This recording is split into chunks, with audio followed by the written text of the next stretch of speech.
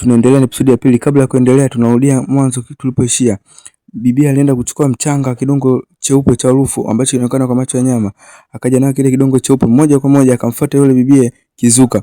Akamwagia ule mchanga bila hapo Kizuka kikazunguka vupu. Moja kwa moja kageuka kwa kitoksi Kizuka. Yule jamaa akashtuka, Victor akashtuka moja kwa moja. Yesu wangu, Yesu. Akamlilia yule bibi akamwambia, umeona sasa, nilikuhakikishia kwa macho yangu.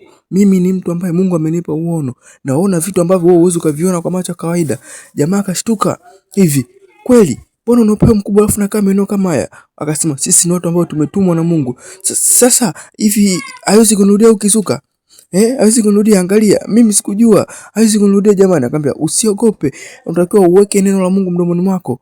Umwamini Mungu. Hauwezi akatokea tena ule Kizuka. Maana hapa alipo ameshasambaratika na uwezo kumwoa tena katika maisha yako.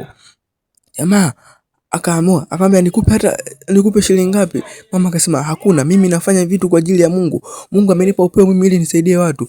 Jamaa akasema basi mama, ukiondoka tuondoke. Mama akakubali, akamwambia sawa, tuondoke.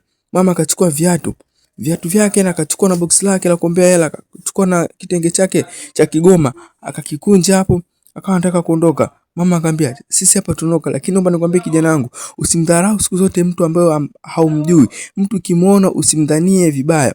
Na funzo ile mwanangu nakupa, nawaambie wenzio usije kumdharau mwanamke au mtu ambaye humjui. Na huu ndio utakuwa mwisho wa episode yetu hii ya pili.